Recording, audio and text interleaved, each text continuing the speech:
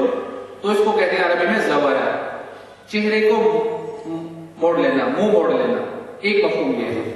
اور دوسرا مفہوم اس زورہ کا ہے توجہ کرنا، توجہ کرنے کی معنی میں بھی یہ لفظ آیا ہے۔ تو اس کا مطلب یہ ہوا، ان دونوں مفہوموں کو اگر ہم ملا لیں تو یہ مطلب نکلتا ہے، ایک طرف تو معنی یہ نکلا کہ انسان کسی چیز سے منہ موڑ لے، اس کو زیارت کہتے ہیں، یا کسی چیز کی طرف توجہ کر لے، اس کو بھی زیارت کہا جاتا ہے۔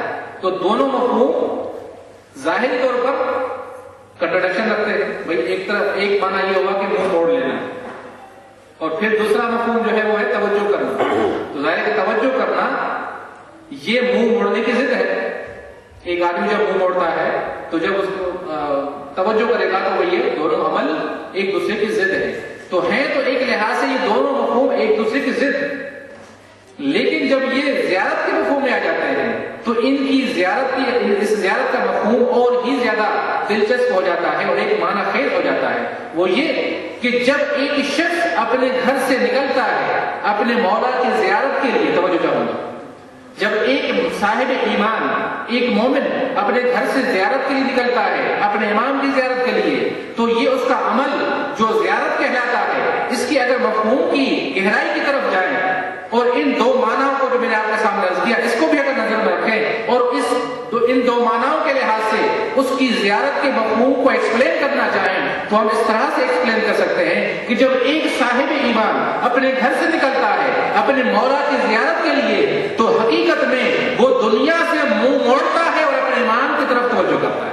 سبحان اللہ، نعرہ صلوات، اللہم صلی علی محمد و آل محمد۔ اور اسی کو زیارت کہا جاتا ہے کہ انسان جب اپنے گھر سے نکلتا ہے تو اپنی اولاد سے منہ موڑ لیتا ہے، اپنے مال سے منہ موڑ لیتا ہے، اپنی جائیداد سے منہ موڑ لیتا ہے، اپنے عہدے سے منہ موڑ لیتا ہے، اپنی ذات سے منہ موڑ لیتا ہے، اور جب توجہ کرتا ہے تو اس ذات کی طرف توجہ کرتا ہے کہ جو اس کے لیے امام کی نسبت کرتا ہے۔ تو اس زیارت کے مفہوم میں منہ موڑنا بھی ہے اور توجہ کرنا بھی ہے۔ صلوات پڑھیں محمد و آل محمد۔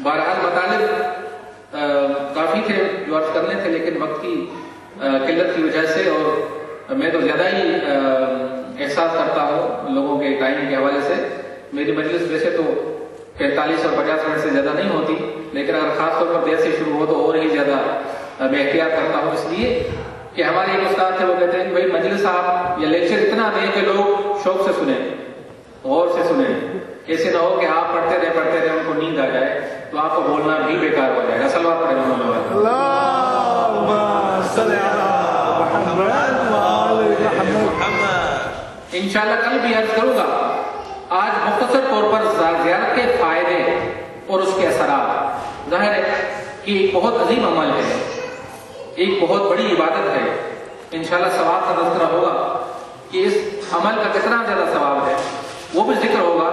تو اس عظیم عمل کے اثرات کیا ہیں، اس کے فائدے کیا ہیں؟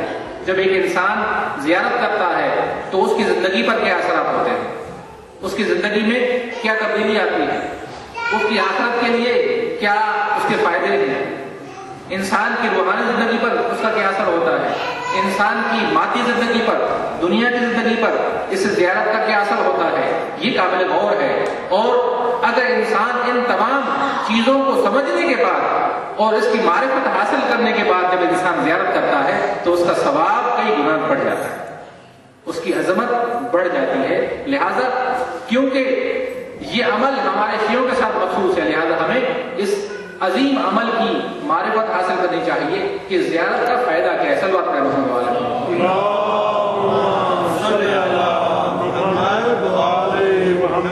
بہت زیادہ فائدے ہو سکتے ہیں، چند فائدے آپ کے سامنے میں عرض کروں گا۔ ان میں سے ایک یہ کہ جب انسان اپنے امام کی زیارت کے لیے جاتا ہے، اپنے رہبر کی زیارت کے لیے جاتا ہے، تو اس کا اس زیارت کے مقام پر جانا حقیقت میں اس امام کی تعظیم کرنا و احترام کرنے کے برابر ہے۔ جب انسان نکلتا ہے اپنے گھر سے تو اس امام کی تعظیم اور عظمت کے اظہار کے لیے نکلتا ہے۔ کیونکہ میری گفتگو میں ممکن ایک دو لفظ آپ استعمال ہو، میں اس کی تھوڑی وضاحت کر دوں، کیونکہ کچھ الفاظ ہمارے ذہنوں میں بالکل واضح ہیں، جیسے زائر کہتے ہیں زیارت کرنے والے کو، یہ ہماری زبان کا لفظ نہیں، عربی کا لفظ ہے زائر، زیارت کرنے والا۔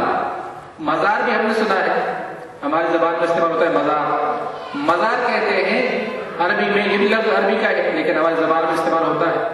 مزار کہتے ہیں اس مقام کو جہاں زیارت کی جاتی ہے، زیارت کے مقام کو مزار کہا جاتا ہے۔ ویسے تو ہماری زبان میں قبر کو مزار کہا جاتا ہے یا روزے کو مزار کہا جاتا ہے جہاں پہ وہ قبر موجود ہے، لیکن عربی کے لحاظ سے کیونکہ عربی کا لفظ ہے، اس کا مطلب ہے وہ مقام جہاں زیارت کی جاتی ہے۔ تو مزار بھی لفظ ہمارے لیے کسی حد تک معلوم ہے۔ ایک لفظ ہے مزور، مزور کا مطلب ہے جس کی زیارت کی جاتی ہے، جس ذات کی زیارت کی جاتی ہے اس کو مزور کہا جاتا ہے۔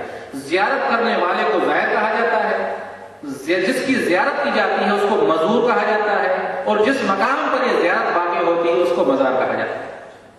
تو یہ الفاظ آپ کے ذہنوں میں واضح ہو تاکہ جب میں ذکر کروں تو آپ کے لیے مفہوم واضح ہو جائے۔ تو انسان جب اپنے امام کی زیارت کے لیے جاتا ہے تو گویا اپنے امام کے سامنے اپنے تعظیم کا جو اظہار ہے وہ اپنے امام کے سامنے کرنے جاتا ہے۔ ایک تو یہ فائدہ ہے اس کا۔ دوسرا فائدہ یہ کہ ظاہر ہے کہ ہمارا عقیدہ ہے کہ ہمارے ہر امام نے اپنے زمانے میں خدمتیں انجام دی ہیں، ہمارے ہر امام نے اپنے زمانے کے اندر عظیم خدمات انجام دی ہیں، اسلام کے لیے، مسلمانوں کے لیے، مومنین کے لیے، شیعہ حیدر کرار کے لیے بہت عظیم خدمتیں ہیں۔ ان عظیم خدمتوں میں ائمہ علیہ السلام کی علمی خدمات ہیں کہ جو انہوں نے انجام دی ہیں، اور اس کا سرمایہ آج بھی ہمارے سامنے موجود ہے۔ آپ اہل بیت علیہ السلام کی خدمات کو اگر آپ دیکھیں تو بہت سی خدمتیں ان کی وہ تھیں جو گزر گئی۔ امام علیہ السلام نے غریبوں کی پرورش کی، یتیموں کی پرورش کی، بیواؤں کی پرورش کی۔ امام علیہ السلام نے زمینیں وقف کی، باغات وقف کیے، مسجدیں امام علیہ السلام تعمیر کرو، بہت سی خدمات ہیں۔ یہ وہ خدمات ہیں کہ جو اب ہمارے درمیان موجود گزر گئی ہیں، لیکن کچھ خدمات ایسی ہیں کہ جو ابھی تک ہمارے درمیان موجود ہیں، وہ خدمتیں ابھی تک موجود ہیں۔ اور وہ کون سی خدمتیں ہیں؟ علمی خدمات اہل بیت السلام کی، علمی خدمات ہمارے سامنے موجود ہیں۔ امیر المومنین کا علمی خزانہ جو ہے وہ نہج البلاغہ ہے۔ نہج البلاغہ مولا کی بہت عظیم خدمت ہے۔ امام سجاد علیہ السلام کی عظیم خدمت میں سے ایک خدمت صحیفہ کاملہ ہے۔ وہ دعائیں ہیں کہ جو امام علیہ السلام نے ہم تک پہنچائی ہیں، یہ بہت عظیم سرمایہ ہے۔ ایک ہمارے دوست تھے ایران میں، تاجکستان کے رہنے والے تھے، وہ ایران پڑھنے کے لیے آئے، سنی تھے، بعد میں شیعہ ہوئے۔ ایک مرتبہ مجھ سے کہہ رہے تھے کہ شاہ صاحب ہم اہل بیت کے ماننے والوں کے پاس جتنا دعاؤں کا ذخیرہ موجود ہے اتنا کسی بھی مکتب کے پاس دعاؤں کا ذخیرہ موجود ہے۔ یہ ہمارے لیے افتخار کا سبب ہے۔ یہ ہمیں افتخار کرنا چاہیے کہ اہل بیت سے ہمارے پاس اتنی زیادہ دعائیں پہنچی ہیں کہ اگر ہم ان دعاؤں کو پڑھیں تو ہر مطلب کے لیے، ہر حاجت کے لیے، ہر مشکل کے لیے اہل بیت کی دعائیں موجود ہیں۔ اور یہ وہ عظیم خدمت ہے امام علیہ السلام کی، اور خاص طور پر امام سجاد علیہ السلام کی جو ہم تک پہنچی ہے۔ تو یہ عظیم خدمتیں ہیں جو اہل بیت علیہ السلام نے دین کے لیے، اسلام کے لیے، مسلمانوں کے لیے انجام دی ہیں۔ ان خدمات کی قدردانی کرنا ہمارا فریضہ ہے، ان خدمتوں کو یاد کرنا ہمارا فریضہ ہے۔ اور جب انسان مومن زیارت کے لیے جاتا ہے تو گویا اپنے مولا کی ان خدمتوں کی قدردانی کرنے جاتا ہے جو امام نے انجام دی۔ تو ایک فائدہ یہ کہ انسان اہل بیت علیہ السلام کی خدمات کا تذکرہ کرتا ہے، ان کی قدردانی کرتا ہے اور ان کی خدمتوں کو یاد کرتا ہے۔ صلی اللہ علیہ وسلم۔